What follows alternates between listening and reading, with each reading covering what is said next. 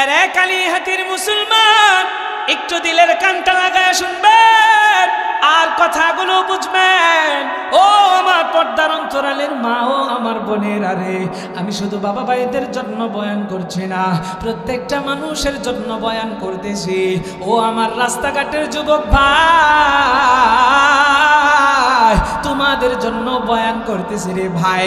যদি প্যান্ডেলে আসতে মনে না চায়, রাস্তার ভিতরে বৈশা বৈশা কথাগুলো শোনো, কি বলি শোনো। আরে আমার আম্মা জানো যুবক ভাই, সুন্দরী আমার ডাক দেয়া কইরে রাখা, তোমার গরুর লেদা পরিষ্কার করার দরকার নাই, বকরির লেদা পরিষ্কার করার দরকার নাই। চলো চলো চলো, এখনই তোমার কাছে আমি বিয়া বলবো। রাখাল কই ঠিক আছে, কনে যদি চায় তাইলে আমার তো আর কোনো সমস্যা নাই। সুন্দরীর নিয়া কাজী অফিসে রাখাল চইলা গেল। রাখাল কাজী অফিসে সুন্দরীকে বাইরে দাঁড় করাইয়া ভিতরে ঢুকছে, দেখে কাজী বেচারা চেয়ারের ভিতরে বসে আছে। ও দুনিয়ার মানুষ, রাখালের শরীর থেকে গন্ধ আসতেছে। কাজী এবার নাকি চাপ দিয়া ধইরা কয়ে, রাখাল এই গোবর শরীরে নিয়ে কেন তুই কাজী অফিসে আসলি? রাখাল ডাক দিয়া কই, রে কাজী, আমি আসছি বিয়ে করার জন্য। কাজী ডাক দিয়া কই, বিয়ে করবি তো কনে কোথায়? বলে কনে আছে বাইরে।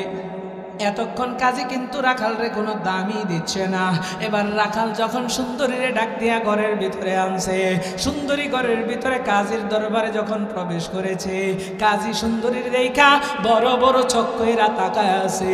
আর চেয়ারের ভিতরে যে হেলান দিয়া বসছিল, এবার কাজী লাভ দিয়া দাঁড়ায় গেছে। কাজী ওই সুন্দরীর চেহারার দিকে তাকাইয়া রাখাল রে বলে, রাখাল এত সুন্দর কন্যা তুই কোথায় পাইলি? ও রাখাল, এই সুন্দরীরে তো আসতে যায় না, এই সুন্দরীরে বিয়া করতে চাই আমি কাজী। এই কথা রাখাল যখন শুনেছে, আপনারা একটু বুঝে থাকলে জবাব দিয়ে জানাইবেন, যেই রাখাল বিয়ে করার জন্য কন্যা পায় না, সেই রাখালের সুন্দরীরে যদি সিনাইয়া নিয়ে যাইতে চায় কাজী, তাইলে রাখালের মাথা ঠিক থাকে নাকি? যদি তালে তালে জবাব না দেন, আলোচনার সামনে আগাইব না। তালে তালে চিল্লায়া জবাব দেওয়া লাগবে যতক্ষণ আলোচনা করব। ও দুনিয়ার মানুষ রে, রাখালের তো মাথা ঠিক নাই। রাখাল বেচারা তার হাতের ভিতরে সবসময় একটা জিনিস রাখে। তালে তালে জবাব দিয়া জানাইবেন, রাখালের হাতের ভিতরে থাকে কি? এ দুনিয়ার মানুষ রে, রাখালের হাতের ভিতরে লাঠি। এই লাঠি তার হাতের ভিতরে কেন? গরু চড়ানোর জন্য, ছাগল চড়ানোর জন্য লাঠির দরকার হয়, এই জন্যই তার হাতের ভিতরে লাঠি রাখে। ও দুনিয়ার মানুষ, একটা সুন্নতের কথা মনে পড়ে গেছে। রাখাল যেমন হাতের ভিতরে লাঠি রাখে গরু আর বকরি চড়ানোর জন্য, ঠিক তেমনি ভাবে মুমিন মুসলমানের হাতের ভিতরেও লাঠি রাখা হচ্ছে নবীর সুন্নত। ও দুনিয়ার মানুষ, আপনার আমার হাতের ভিতরে লাঠি রাখার এই সুন্নতটাকে জিন্দা আমরা করতে যাই, এটার ফজিলতটা একটু জানায় দেই। আমার মায়ের নবী, দয়ার নবী, রহমতের নবীর সুন্নাত হলো হাতের ভিতরে লাঠি রাখা। ও দুনিয়ার মানুষে, এই লাঠি হাতের ভিতরে কেন রাখবেন?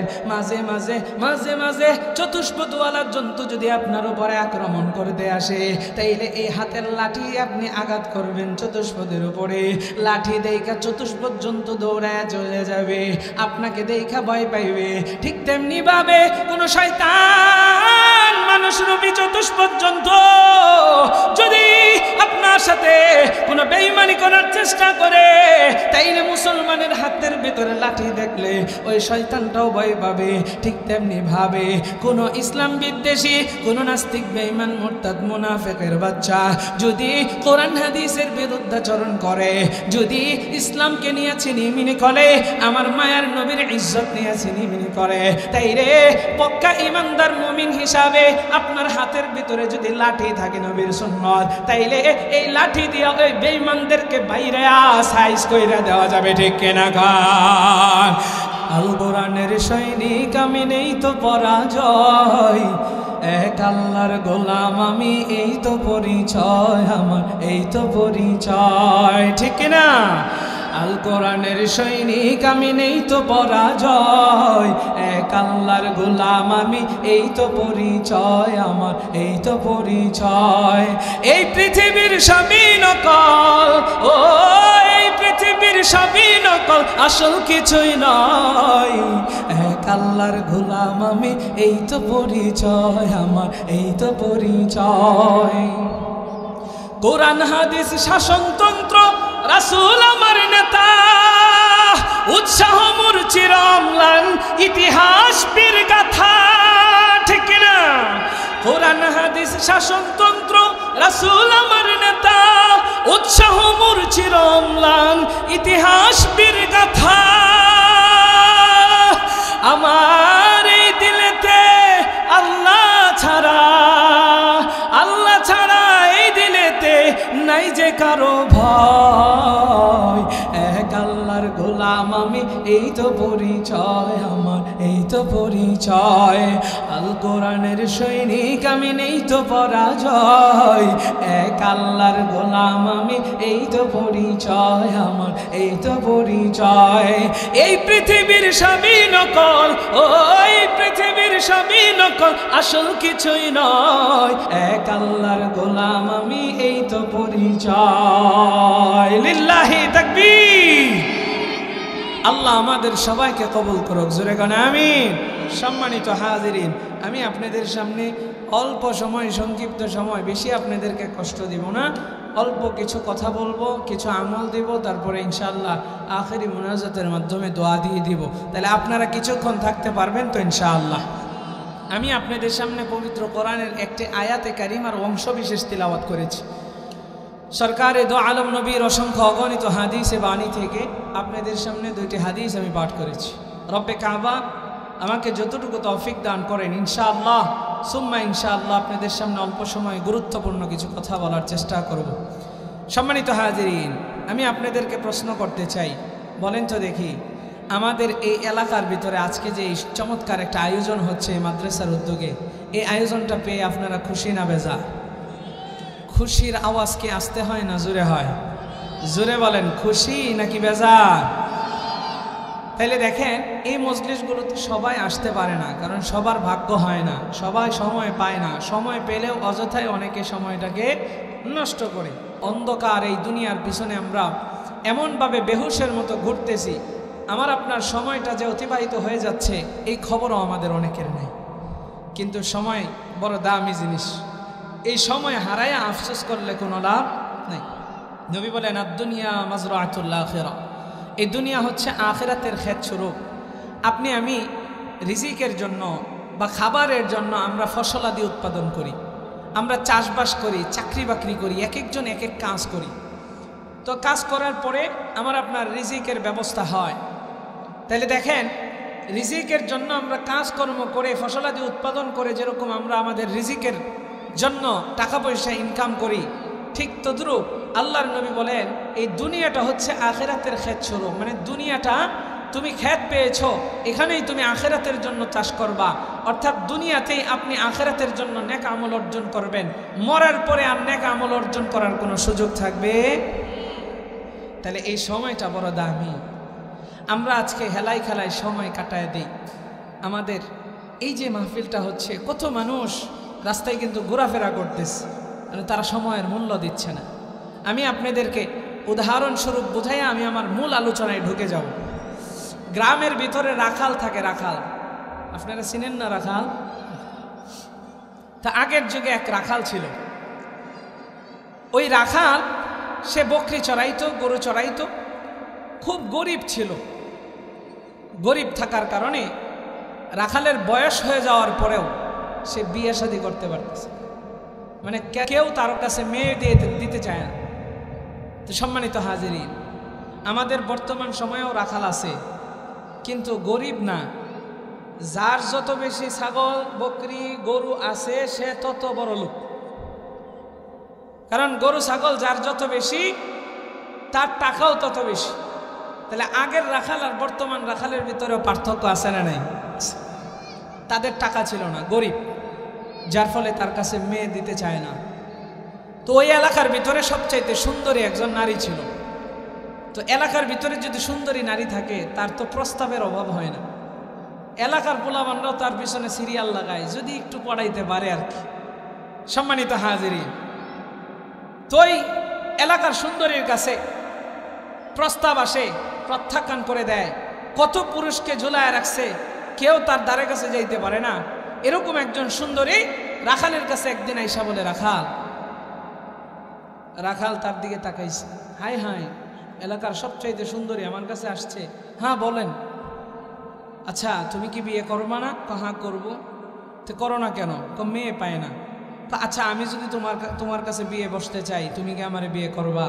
আপনারা একটু জবাব দিয়া বলবেন, রাখাল যদি ওই সুন্দরীর কাছ থেকে এরকম অফার পায়, রাখাল কি রাজি না হইয়া থাকতে পারে?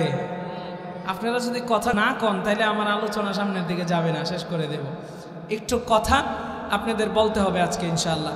অল্প সময় আলোচনা করব, এই ধরেন না আর কিছুক্ষণ সময়। বলেন, রাখালকে সুন্দরী এই প্রস্তাব দিছে, রাখাল রাজি না হইয়া থাকতে পারে? রাখাল বলে, হ্যাঁ অবশ্যই, করবো না মানে, এখনই আমি রাজি। সুন্দরী কয়, তুমি যেহেতু রাজি তাহলে চলো এবার কাজের কাছে যাই। আমি শুধুমাত্র আজাইরা গল্প শোনাই দিছি না, একটা পয়েন্ট আপনাদেরকে এখান থেকে ধরাবো। রাখাল বলে, আমারে একটু সুযোগ দাও, গরুর পায়খানা, বকরির পায়খানা পোশাকে লেগে আছে, আমি একটু পোশাকটা পরিবর্তন করে আসি। এবার সুন্দরী ডাক দিয়া কয়, রে রাখাল, না না না, তোমাকে সুযোগ দেওয়া হবে না। যদি বিয়ে করতে চাও এখন আমার সাথে চলো, কাজী অফিসে যাই। আরে কালিহাতির মুসলমান, একটু দিলের কানটা লাগায় শুনবেন আর কথাগুলো বুঝবেন। ও আমার পর্দার অন্তরালের মা, ও আমার বোনের, আরে আমি শুধু বাবা ভাইদের জন্য বয়ান করছি না, প্রত্যেকটা মানুষের জন্য বয়ান করতেছি। ও আমার রাস্তাঘাটের যুবক ভাই, তোমাদের জন্য বয়ান করতেছি রে ভাই। যদি প্যান্ডেলে আসতে মনে না চায়, রাস্তার ভিতরে বৈশা বৈশা কথাগুলো শোনো, কি বলি শোনো। আরে আমার আব্বা জানো যুবক ভাই, সুন্দরী আবার ডাক দেয়া কইরে রাখা, তোমার গরুর লেদা পরিষ্কার করার দরকার নাই, বকরির লেদা পরিষ্কার করার দরকার নাই, চলো চলো চলো, এখনই তোমার কাছে আমি বিয়া বলবো। রাখাল কই, ঠিক আছে, কনে যদি চায় তাইলে আমার তো আর কোনো সমস্যা নাই। সুন্দরীর নিয়া কাজী অফিসে রাখাল চইলা গেল। রাখাল কাজী অফিসে সুন্দরীকে বাইরে দাঁড় করাইয়া ভিতরে ঢুকছে, দেখে কাজী বেচারা চেয়ারের ভিতরে বসে আছে। ও দুনিয়ার মানুষ, রাখালের শরীর থেকে গন্ধ আসতেছে। কাজী এবার নাকি চাপ দিয়া ধইরা কয়, রাখাল, এই গোবর শরীরে নিয়ে কেন তুই কাজী অফিসে আসলি? রাখাল ডাক দিয়া কই, রে কাজী,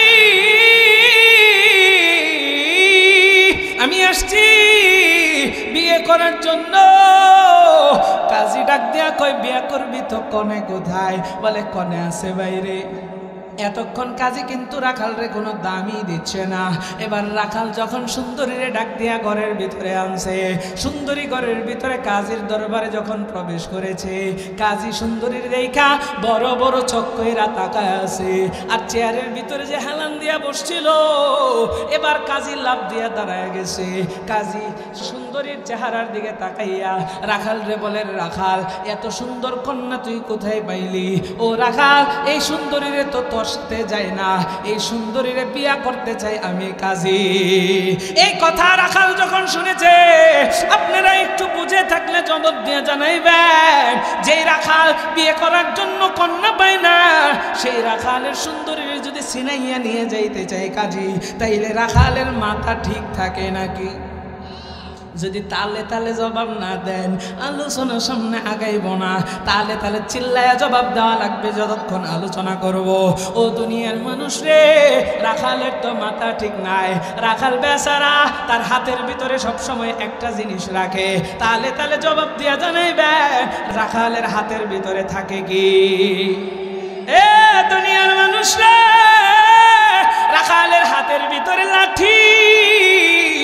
এই লাঠি তার হাতের ভিতরে কেন? গরু চড়ানোর চড়ানোর জন্য, ছাগল চড়ানোর জন্য লাঠির দরকার হয়।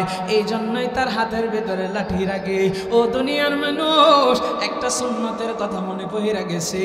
রাখাল যেমন হাতের ভিতরে লাঠি রাখে গরু আর বকরি চড়ানোর জন্য, ঠিক তেমনি ভাবে মুমিন মুসলমানের হাতের ভিতরেও লাঠি রাখা হচ্ছে নবীর সুন্নত। ও দুনিয়ার মানুষ, আপনার আমার হাতের ভিতরে লাঠি রাখার এই সুন্নতটাকে জিন্দা আমরা করতে যাই। এটার ফজিলতটা একটু জানায় দেই। আমার মায়ের নবী, দয়ার নবী, রহমতের নবীর সুন্নত হলো হাতের ভিতরে লাঠি রাখা। ও দুনিয়ার মানুষে, এই লাঠি হাতের ভিতরে কেন রাখবেন? মাঝে মাঝে মাঝে মাঝে চতুষ্পদওয়ালা জন্তু যদি আপনার উপরে আক্রমণ করতে আসে, তাইলে এই হাতের লাঠি আপনি আঘাত করবেন চতুষ্পদের উপরে। লাঠি দেখা চতুষ্পদ জন্তু দৌড়ায় চলে যাবে, আপনাকে দেখা ভয় পাইবে। ঠিক তেমনি ভাবে কোন শয়তান মানুষ রূপী চতুষ্পদ জন্তু যদি আপনার সাথে কোনো বেঈমানি করার চেষ্টা করে, তাইলে মুসলমানের হাতের ভিতরে লাঠি দেখলে ওই শয়তানটাও ভয় পাবে। ঠিক তেমনি ভাবে কোন ইসলাম বিদ্বেষী, কোন নাস্তিক, বেঈমান, মুরতাদ, মুনাফিকের বাচ্চা যদি কোরআন হাদিসের বিরুদ্ধাচরণ করে, যদি ইসলামকে নিয়ে ছিনিমিনি করে, আমার মায়ার নবীর ইজ্জত নিয়ে ছিনিমিনি করে, তাইলে পক্কা ইমানদার মুমিন হিসাবে আপনার হাতের ভিতরে যদি লাঠি থাকে নবীর সুন্নত, তাইলে এই লাঠি দিয়ে ওই বেঈমানদেরকে বাইরে সাইজ কইরা দেওয়া যাবে। ঠিক কিনা গান? এরে আমার আব্বা জানো জুমা, ওই রাখালের হাতের ভিতরে লাঠি, রাখালের মাথা ঠিক নাই, হাতের লাঠি দিয়া এমন জোরে কাজীর এক বাড়ি মারছে, কাজী সাহেব উল্টা যায় চেয়ার থেকে পইরা গেছে। ও দুনিয়ার মানুষ, কাজীর উঠছে চরম পর্যায়ের রাগ। কাজী দৌড়াইয়া গেছে পুলিশের কাছে রাখালের নামে নালিশ করতে। জবাব দিয়া বলবেন কার কাছে গেছে? পুলিশের কাছে। পুলিশ দুপুরবেলা খানাটা খাইয়া, হ্যাঁ, থানার ভিতরে চেয়ারের ভিতরে পায়ের উপরে পা তুই তার দাঁত খিলাল করে খুব বিশ্রাম নিতেছে। এমন সময় যখন কাজী আসছে, কাজীরে দেখো, কিরে তোর কাম হইলো বিয়া শাদী পড়াইবি, তুই আমার এখানে কি করস, বল কি বলবি? কাজী আবার কান্দতেছে। কান্দস কে? কান্দতেছি ওই যে দেখো রাখাল, এই রাখাল আমারে মারছে। কি কস? রাখাল গরিব মানুষ, গরু চড়া বকরি চড়া, আবার তোরে মারে কেমন? আচ্ছা কাহিনী কি বল? সম্পূর্ণ কাহিনী তো আমার জানা দরকার, নালে তো আমি এটা সমাধান দিতে পারবো না। তো তার নামে মামলা করতে আসছি। কি হয়েছে? এবার রাখালায় ডাক দিয়া কয়, পুলিশ সাহেব দাঁড়ান, আমার কথা শুনেন, ও আপনার সত্যটা বলবে না। আমি গেছিলাম তার কাছে বিয়ে করার জন্য পাত্রী নিয়া। এই কথা যখন বলছে, তখন ওই পুলিশ বলতেছে দাঁড়া, পাত্রী কো? তখন রাখাল বলতেছে বাইরে, ডাক দি। পাত্রীর এবার ডাক দিছে। পুলিশের সামনে যখন পাত্রী আসছে, পাত্রী তো বড় সুন্দরী। এই সুন্দরীর পুলিশ বেচারা দেখা চেয়ারে যে বসে আছেন, চেয়ার থেকে লাভ দিয়ে ওইটা, হ্যাঁ বড় বড় চোখ করে তাকায় থাকে। ও কাহিনী নেই এটা। তাইলে এই রাখাল, তুই তো এলে রাখাল মানুষ, তুই এই সুন্দরীর ফাইলি কই? এটার যোগ্য তুই না। ও কাজী, তুই এলে হাফ সরকারি চাকরি করস, তুইও এই মেয়ের যোগ্য না। আমি হইলাম ফুল সরকারি চাকরি করি, পুলিশ। এই সুন্দরীরা আমি নিতে চাই, সুন্দরীর কর্ম আমি বিয়া। এখন রাখালেরও মাথা ঠিক নাই, কাজীরও মাথা ঠিক নাই, তিনজন লাগছে মারামারি। একটা ফেস লাগছে নি? এই জোরে এখন লাগছে নি? তাহলে এই ফেস ছুটানোর দরকার আছে না নাই? সুন্দরী এবার সামনে আয়া কয় দাঁড়াও, আর কত করবা মারামারি? এ রাখাল, এ পুলিশ। সুন্দরী বলতেছে তোমাদের ভিতরে একটা প্রতিযোগিতা লাগাই, আমি দৌড়ায় যাব, কিছুক্ষণ পরে তোমরা আমার পিছনে দৌড়াইব, যে আমারে আগে ধরবা আমি তার কাছেই বিয়ে বসব। এই কথা শোনার পরে তিনজনের ভিতরে খুশি কে বেশি? কন্ত রাখাল মনে হয় আমি কম। গরু ছাগলের পিছনে সারাদিন যেই পরিমাণ দৌড়ায়, আর পুলিশেরও তো একটু খুশি হওয়ার বিষয়। পুলিশও তো আসামির পিছনে দৌড়ায়, কিন্তু বর্তমান পুলিশরা আসলে পেট মোটা বানায় লাইছে, আর দৌড়াইতে পারে না আর কি। এই জন্য আগে জিজ্ঞাসা করে নিয়েছি পুলিশ টুলিশ আছে নি এলাকায়। অনেক সৎ পুলিশ অফিসার আছে আলহামদুলিল্লাহ, আমাদের চোখে পড়ে। রাত্রে রাস্তাঘাটে চলি, অনেক পুলিশ অফিসার আমরা বিপদে পড়লে বাঁচায়, আবার কিছু পুলিশ অফিসার, এমন একজন পুলিশের কাছে আমিও পড়ছিলাম, 2-3 জন এরকম আমার কাছ থেকে হাতিয়ে আর কি নিয়েছে একটু, বুঝেন নাই? তো যাই হোক, তো দেখেন পুলিশ সেও আসামির পিছনে দৌড়া, ও মনে মনে একটু খুশি যে না আমি দৌড়াই, আমিও ধরতে পারবো। কাজী বেচারা পড়ছে বিপদ, আমি তো আর দৌড়াই না, খাতা নিয়ে আস্তে আস্তে যাই যায় দাওয়াত টাওয়াত খাইয়া বিয়ে সাথে পরে আসে। কাজীর মন খারাপ, অসুবিধা নাই, ঠিক আছে প্রতিযোগিতা দিচ্ছে, এখন তো প্রত্যেকেই প্রতিযোগিতার পিছনে সময়টা ব্যয় করবে। সম্মানিত হাজিরিন, কারো কিন্তু মাথা ঠিক নাই, কারণ কার আগে কে সুন্দরীকে ধরবে? মাথা ঠিক আছে? আওয়াজ দেন, মাথা ঠিক আছে? এবার সুন্দরী দিছে দৌড়, কিছুক্ষণ পরে একসাথে রাখালও দৌড় দিছে, কাজীও দৌড় দিছে, পুলিশও দৌড় দিছে। এরে কালীহাতির মুসলমান, গভীর মনোযোগ। এই 5-7 মিনিটে যে বিষয়টা আমি আপনাদেরকে জানাইলাম, কি জানাইবো এখনই ফলাফল আপনারা বুঝতে পারবেন। ও দুনিয়ার মানুষ, আমি আইসা দেখলাম আপনাদের মনোযোগটা এদিক সেদিক হয়ে গেছে। মনোযোগটাও আনলাম এবং একটা বিষয় আপনাদেরকে বুঝাইবো। ও দুনিয়ার মানুষ রে, এবার ওই সুন্দরী সামনের দিকে আগায়। সুন্দরীর কিন্তু মাথা ঠিক আছে, ও কিন্তু বেহুশ হইয়া দৌড়ায় না। এদিক দিয়া কাজী, সেও বেহুশ হইয়া দৌড়ায়, রাখালও বেহুশ হইয়া দৌড়ায়। ও দুনিয়ার মানুষ রে, পুলিশও বেহুশ হইয়া দৌড়ায়, কারো কিন্তু হুশ নাই। চিন্তা হলো কার আগে কে সুন্দরীকে ধরবে। আরে কালীহাতির মুসলমান, এবার দৌড়াইতে দৌড়াইতে ওই যে সুন্দরী, তার সামনে বিশাল বড় একটা গর্ত। এই গর্তটা দেখা সুন্দরী লাফ দিয়া গর্ত পার হয়ে চলে গেছে। কারণ হচ্ছে সুন্দরী কিন্তু বেহুশ অবস্থায় দৌড়ায় না, সুন্দরীর কিন্তু হুশ আছে। কিন্তু এদিক দিয়ে যেই 3 জন দৌড়াইতেছে সুন্দরীরে ধরার জন্য, তাদের কিন্তু হুশ নাই। রাখাল সবার আগে দৌড়ে গেছে, সামনে যেই মরণ বেদে এক গর্ত, এটা আর খেয়াল করে নাই। না খেয়াল কইরা রাখাল এই গর্তের ভিতরে পইরা মারা গেছে। ও দুনিয়ার মানুষ, পিছনে যেই পুলিশ আসতেছে, এই পুলিশও সামনে আর গর্তটা খেয়াল করে নাই, সেও পইরা দুনিয়া থেকে বিদায়। কাজী, সেও দুনিয়া থেকে বিদায়। আরে দুনিয়ার মানুষরা, এবার একটু জবাব দিয়ে জানা, ওই সুন্দরীর কেউ কি সুন্দরীকে, ওই 3 জনের কেউ কি সুন্দরীকে ধরতে পারছে? আরো জোরে কারণ কি? কারণ কি? সুন্দরীরে তারা ধরতে পারে নাই। ও দুনিয়ার মানুষ রে, এবার আমি আপনাদেরকে বুঝাইতে চাই, এই যে পুলিশের কথা বললাম, এই যে রাখালের কথা বললাম, এই যে কাজীর কথা বললাম, এরা প্রত্যেকেই হচ্ছে আমি আর আপনি। আর সুন্দরী যে বানাইলাম, এটা আমার কথা নয়, আমার মায়ার নবীর কথা। আল্লাহর নবী সরকারে তো আলম নবী জানায়, সুন্দরী যারা বানাইলাম, এটা হচ্ছে দুনিয়া। ও দুনিয়ার মানুষ রে, আমার মায়ার নবী যখন শবে মেরাজের রাত্রিতে আল্লাহর সাথে সাক্ষাৎ করার জন্য যায়, আমার মায়ার নবী রাস্তার ভিতরে অনেক ঘটনাই দেখেছে। এক পর্যায়ে হাদিসের ভিতরে এসেছে, নবীকে একজন সুন্দরী তার দিকে আকৃষ্ট করতেছে, মানে ডাকতেছে। হযরত জিবরাইল বলেন, ইয়া রাসূলুল্লাহ, আপনি ওই দিকে তাকায়েন না, ভ্রুক্ষেপ করিয়েন না। পরবর্তীতে আরো অনেক ঘটনা, আমি ওদিকে যাচ্ছি না। জিবরাইলকে আল্লাহর নবী জানায়, ও জিবরাইল, তুমি যে বললা সেদিকে আপনি ভ্রুক্ষেপ করিয়েন না, ওই সুন্দরীটাকে? জিবরাইল জানায় দেয়, গো নবী, ওই সুন্দরী হচ্ছে দুনিয়া। দুনিয়া যত বার্ধক্যে উপনীত হইতেছে, এই দুনিয়ার চাকচিক্য বাড়াইতেছেন কে? জোরে বলেন, আরো জোরে কন্যা। দুনিয়ার যত বয়স হইতেছে, চাকচিক্য বাড়াইতেছে আল্লাহ। দুনিয়ার যত বয়স হবে, তার চাকচিক্য তত বাড়বে। এই দুনিয়া হচ্ছে সুন্দরী। ও দুনিয়ার মানুষ, এই দুনিয়ার পিছনে আমিও দৌড়াই, আমার স্ত্রীও দৌড়ায়, আমার সন্তানও দৌড়ায়। ও দুনিয়ার মানুষ রে, আমার মাও দৌড়ায়, আমার বাবাও দৌড়ায়, কিন্তু এই সুন্দরীরে কেউ ধরতে পারে না রে বাবা।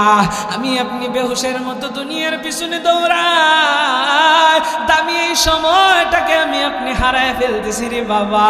এই সময়টারে আপনি আর আমি ফেরত পাইব না। আমাদের ওই মরণ নামক গর্ত কিন্তু সামনে অপেক্ষা করিতেছে। দুনিয়ার রঙিন রঙিন স্বপ্ন দেখা আল্লাহরে বই লাগিয়া যারা চলি, হঠাৎ করে মারা যাইব আমাদের জানা নাই।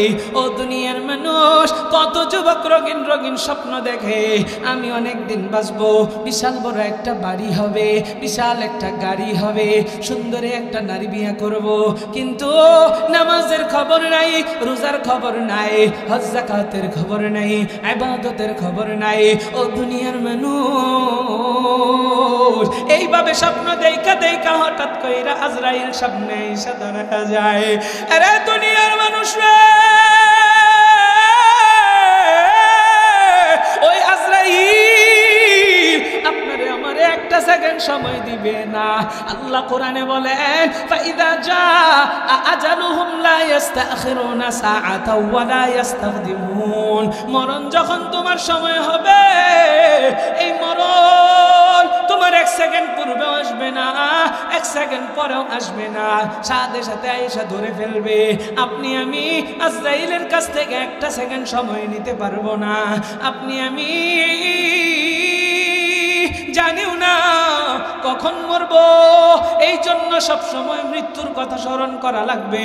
আর সবসময় আপনার আমার পর ওই জিন্দেগির জন্য আমার আপনার প্রস্তুতি রাখা লাগবে।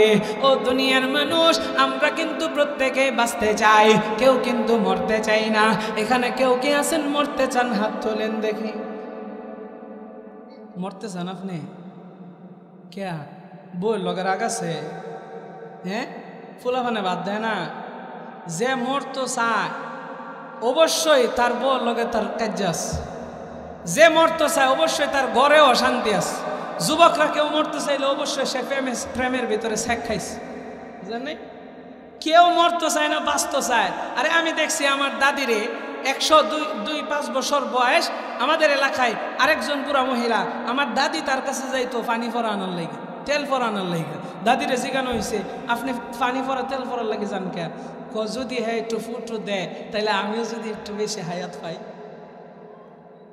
বুঝেন নাই? মানে বাঁচতে চায় কেউ, কি না মরতে চায় না। যারা মরতে চায় ওই যে ওই সমস্যাটি অবশ্যই আছে, খুঁজে দেখেন। সম্মানিত হাজিরিন, মরণ থেকে পালাইলে লাভ নাই। আল্লাহ বলেন, কুল ইন্নাল মাউতাল্লাযী তাফিররুন, কুল ইন্নাল মাউতাল্লাযী তাফিররুন মিনহু ফাইন্নাহু মুলাকীকুম সুম্মা তুরদ্দুনা ইলা আলিমিল গায়ব, ইলা আলিমিল গায়বি ওয়াশ শাহাদা। আল্লাহ কোরআনে হাকিমের ভিতরে জানায় দেয়, কুল ইন্নাল মাউতাল্লাযী তাফিরুন। ও দুনিয়ার মানুষ, প্রত্যেকেই মরণ থেকে পালাইতে চায়, কিন্তু আমি আপনি মরণ থেকে পালাইলে কোনো লাভ হবে না। ফাইন্নাহু মুলাকীকুম, এই মরণই আমাকে আপনাকে আঁকড়ায়া ধরবে, এই মরণই আঞ্জা দিয়া ধরবে। অথচ আমার আপনার খবর নাই। মরণ নামক এই ব্যাধিটা আমার আপনার সামনে যখন আসবে, দুনিয়ার মানুষ রে, এই জন্য যেহেতু সত্য মরতেই হবে, তাইলে আমাদের প্রত্যেকের আমলটা এখনই সাজানো লাগবে। আল্লাহর নবী সরকারের দো আলম নবী হাদিসের ভিতরে জানায় দেয়, আল কাইয়াসু মান দানা নাফসাহু ওয়া আমিলা লিমা বাদাল মাউত। জ্ঞানী তো সেই ব্যক্তি, যেই ব্যক্তি মৃত্যুর পরবর্তী জীবনের জন্য নেক আমল করলো। আল্লাহর নবী সেই ব্যক্তিকে জ্ঞানী বলেছেন।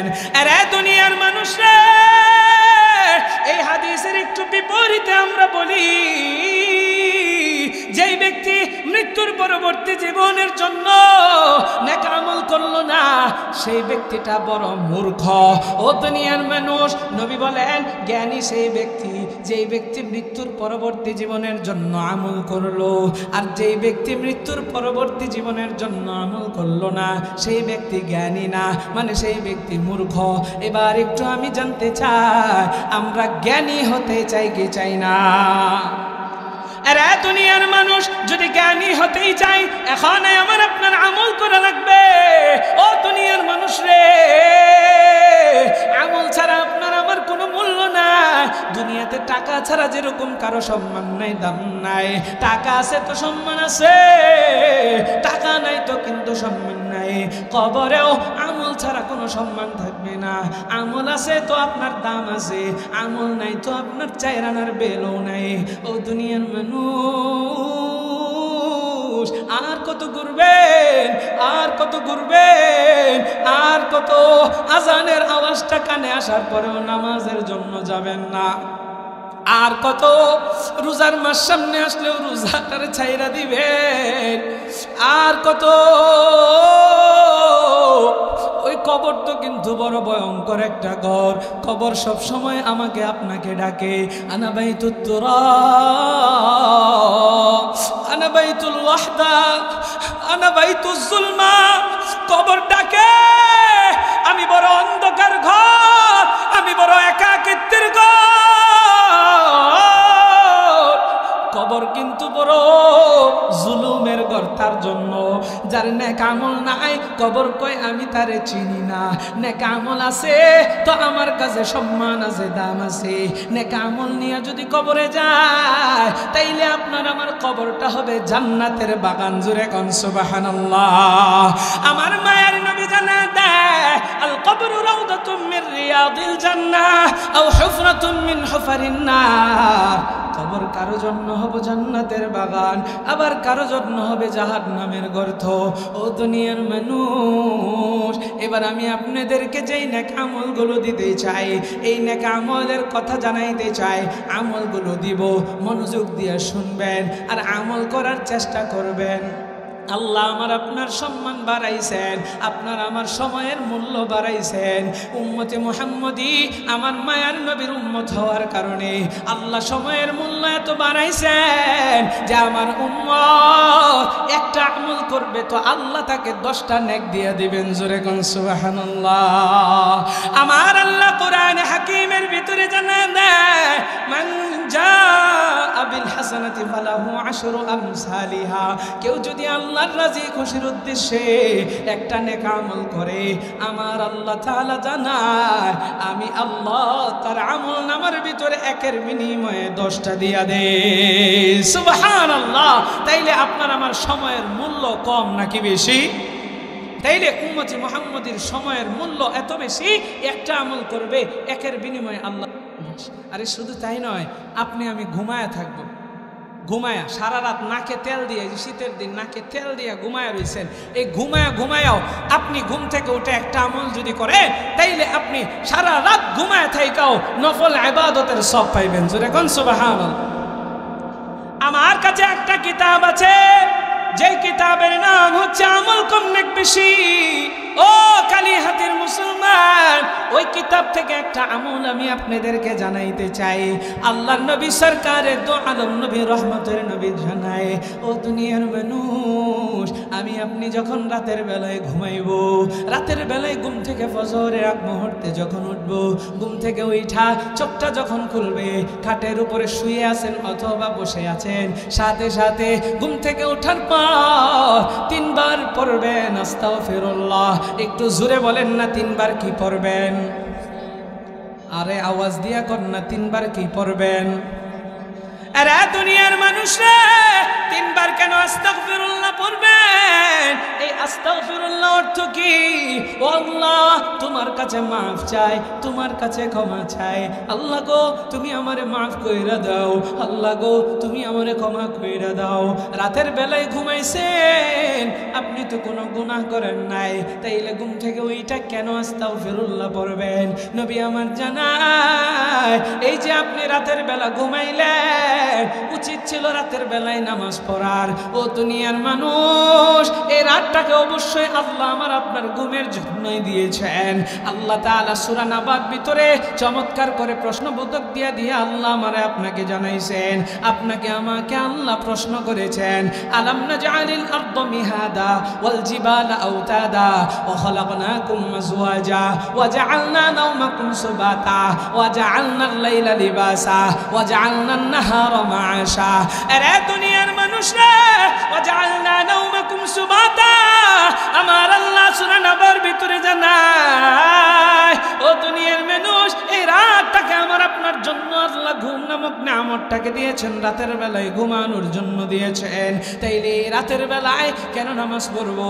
কারণ হচ্ছে এই রাতটা আল্লাহ আপনাকে আমাকে ঘুমানোর জন্য দিয়েছেন, কিন্তু এই রাতের বেলায় আমার আল্লাহ বান্দার কাছাকাছি চলে আসে, প্রথম আসমানে চলে আসে আর বান্দারে ডাকে, কে আছো আমার কাছে আজকে চাইবা, আমি তার চাওয়া পূরণ করব। কে আছো আমাকে ডাকবা, আমি তার ডাকে সাড়া দিয়ে দিব। কে আছো আমার কাছে মাফ চাইবা, আমি তারে মাফ করে দেব। জোরে কোন সুবহানাল্লাহ। আরে দুনিয়ার মানুষ রে, এই রাতের বেলায় আপনি আরামের ঘুমটাকে হারাম করিয়া যদি আল্লাহর কুদরতে পায়ে সেজদা দেন, আল্লাহর নবী জানায় এই নামাজের মাধ্যমে বান্দা আল্লাহর কাছাকাছি হইতে পারে, আল্লাহর নিকটবর্তী হইতে পারে। নবী আমার জানায় আকরাবু মা ইয়াকুনুল আবদু মির রাব্বিহি ওয়া হুয়া সাজিদ। বান্দা যদি তুমি তোমার রবের নিকটবর্তী হইতে চাও, রবের সাথে যদি সুসম্পর্ক লাগাইতে চাও, তাইলে নামাজের মাধ্যমে লাগাইতে পারবা। এই জন্য আপনি আমি যদি আল্লাহর সাথে সুসম্পর্ক করতে চাই, এই নামাজের মাধ্যমেই করতে পারবো। ও দুনিয়ার মানুষ, ওই যে রাতটা আল্লাহ দিয়েছেন, এই রাতের বেলায় গোটা দুনিয়ার মানুষ ঘুমায়, কিন্তু যে বান্দা আরামের ঘুমটাকে হারাম করিয়া রবের ইবাদতে মগ্ন থাকে, রবের কুদরতি পায়ে সিজদা দেয়, কোরআন হাদিসের বয়ান শুনে, কোরআন হাদিসের আলোচনা শুনে, আমার আল্লাহ এত খুশি হয়, এত খুশি হয়। এই ইবাদতটা হতে পারে আমার আল্লাহ এই ইবাদতকে নাজাতের জরিয়া হিসাবে কবুল করে নেবেন। জোরে কান সুবহানাল্লাহ। আরে দুনিয়ার মানুষ রে, এই রাতের বেলায় উচিত ছিল রবের কুদরতি পায়ে সিজদা দেওয়ার জন্য, কিন্তু আপনি আমি যে নামাজ পড়ি নাই, আপনি আমি যে আল্লাহর কুদরতি পায়ে সিজদা দেই নাই, রাতের বেলায় ঘুমাইছি, এই জন্য আপনি আল্লাহর কাছে মাফ চাইতেছে। আস্তাগফিরুল্লাহ, ও আল্লাহ তোমার কাছে মাফ চাই, তোমার কাছে ক্ষমা চাই, তোমার কাছে মাফ চাই। আস্তাগফিরুল্লাহ পড়বেন 3 বার। এবার আসেন দ্বিতীয় নম্বরে পড়বেন 3 বার আল্লাহু আকবার। একটু আওয়াজ করে বলেন না 3 বার কি পড়বেন? আরে ইমানের পাওয়ার দিয়া কর না, কি পড়বেন? এর একানি হাতের মুসলমান 3 বার আল্লাহু আকবার পড়বেন। এই 3 বার আল্লাহু আকবার কেন পড়বেন?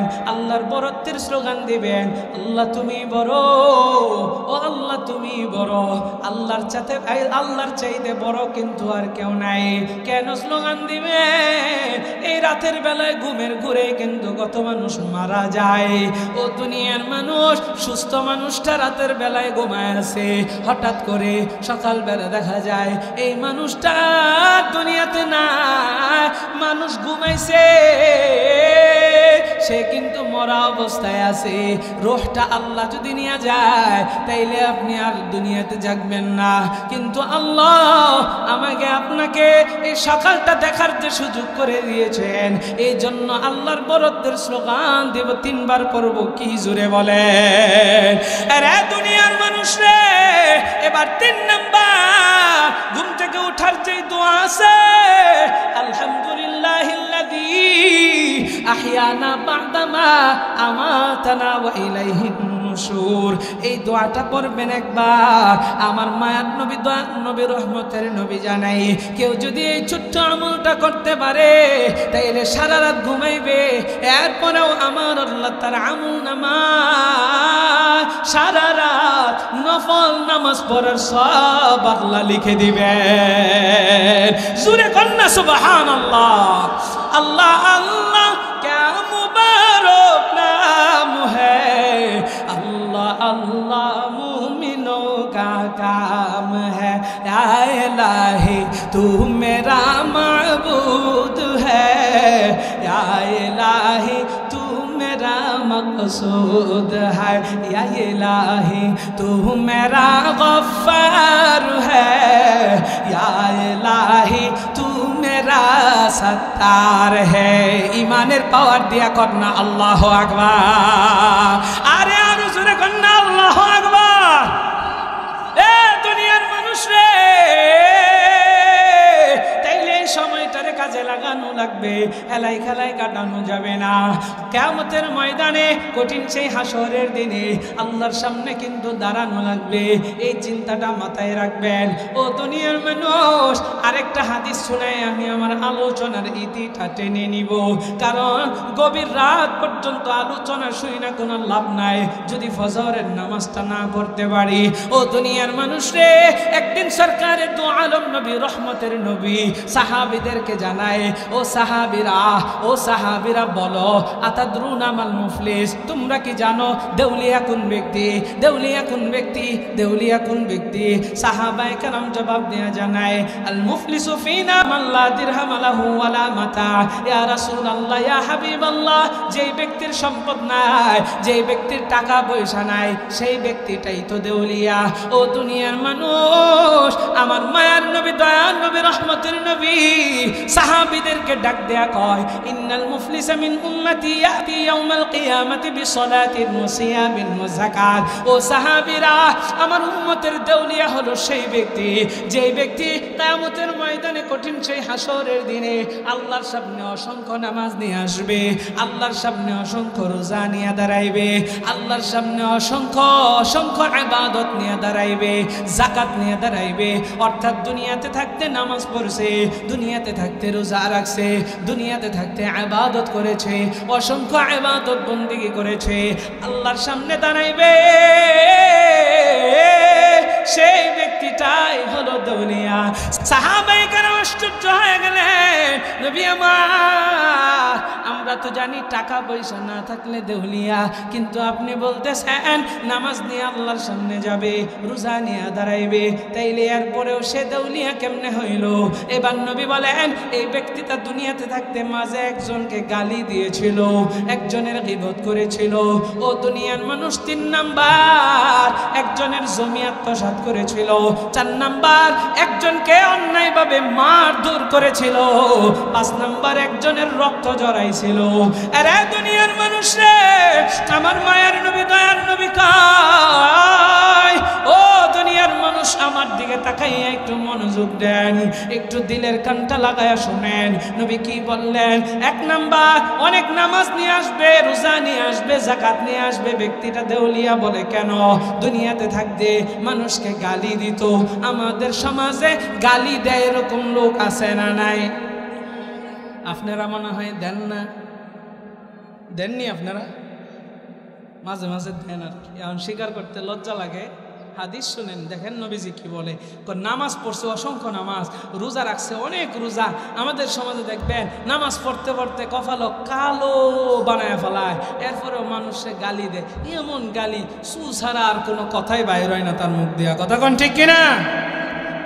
আর দুনিয়ার মানুষ, কত মানুষ আছে গালি গালাজ করে, শুধু তাই নয়, গীবত শিকায়েত করে, গীবত করেছে, গালি দিয়েছে, বান্দার হক নষ্ট করেছে। নবী বলেন, আল্লাহর হক আল্লাহ ক্ষমা করেন, কিন্তু বান্দার হক আল্লাহ ক্ষমা করেন না, বান্দার কাছ থেকে ক্ষমা আনতে হয়। তাইলে বান্দার হক নষ্ট করলে অসংখ্য নামাজ নিয়ে কবরে গেলে নামাজ কোনো কাজে আসবে না, অসংখ্য রোজা নিয়ে কবরে গেলে রোজাও কিন্তু কাজে আসবে না, যাকাত অর্থাৎ অনেক ইবাদত নিয়ে কবরে গেলে কিন্তু কাজে আসবে না। কারণ কি? কারণ কি?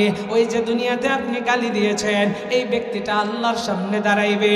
ওই যে গীবত করেছেন, ও দুনিয়ার মানুষ, আমাদের সমাজে আজকে গীবতের প্রতিযোগিতা চলে।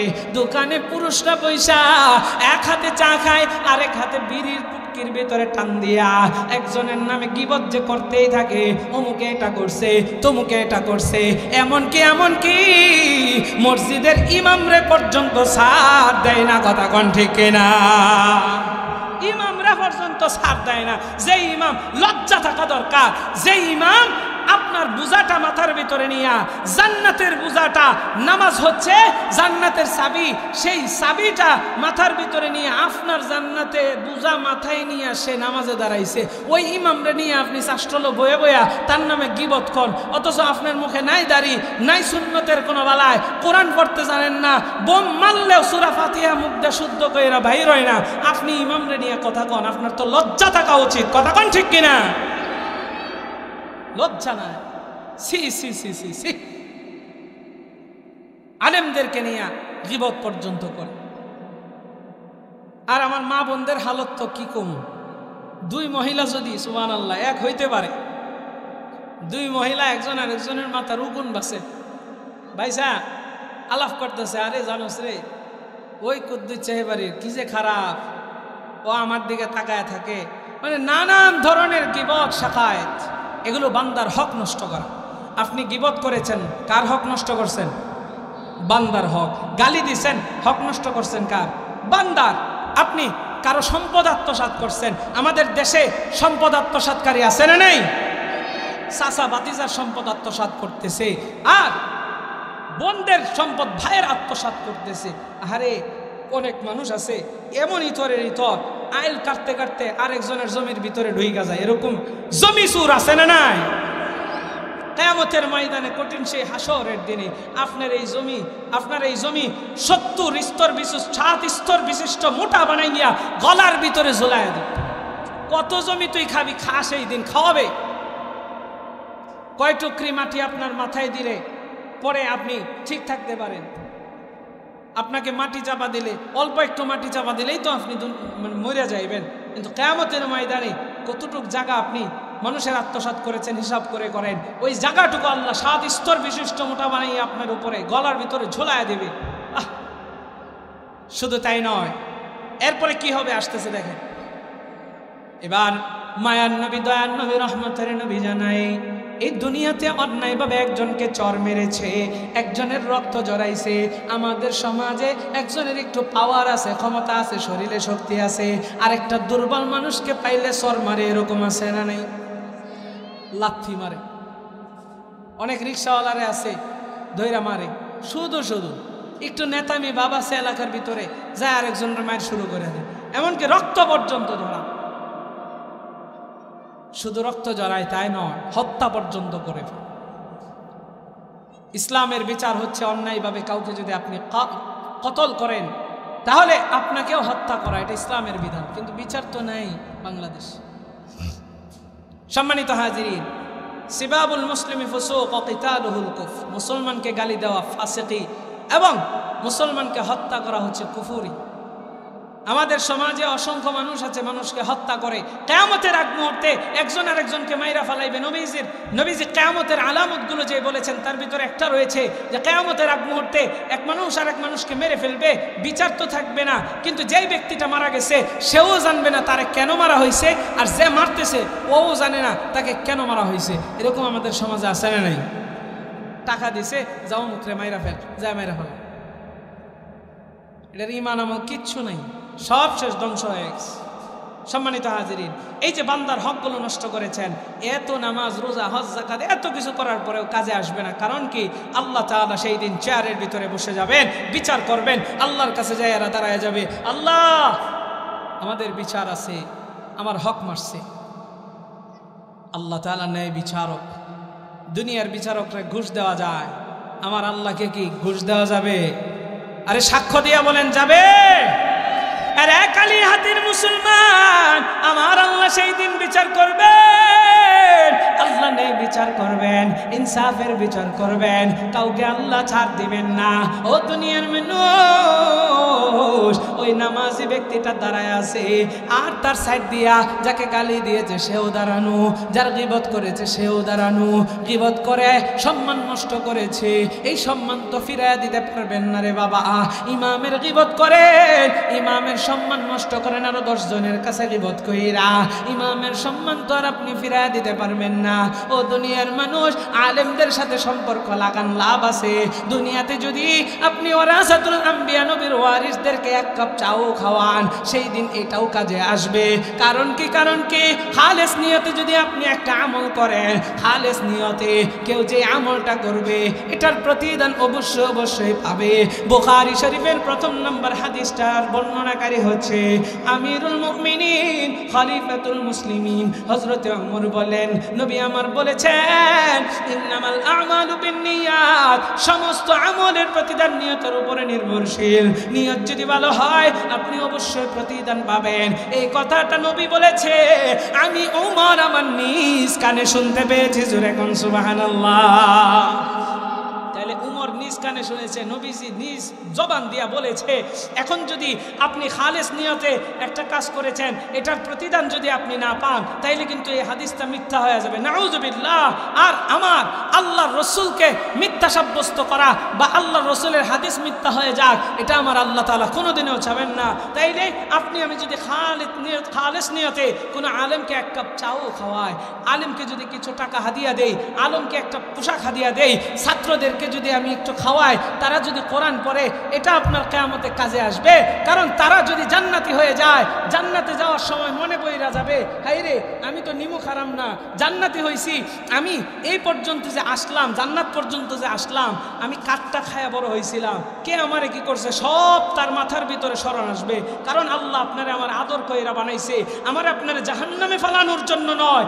আল্লাহ তাআলা সেই দিন উসিলা খুঁজবে, কি কইরা আমার আদরের বান্দারে বাঁচানো যায়, জান্নাত দেওয়া যায়। জোরে কান সুবহানাল্লাহ।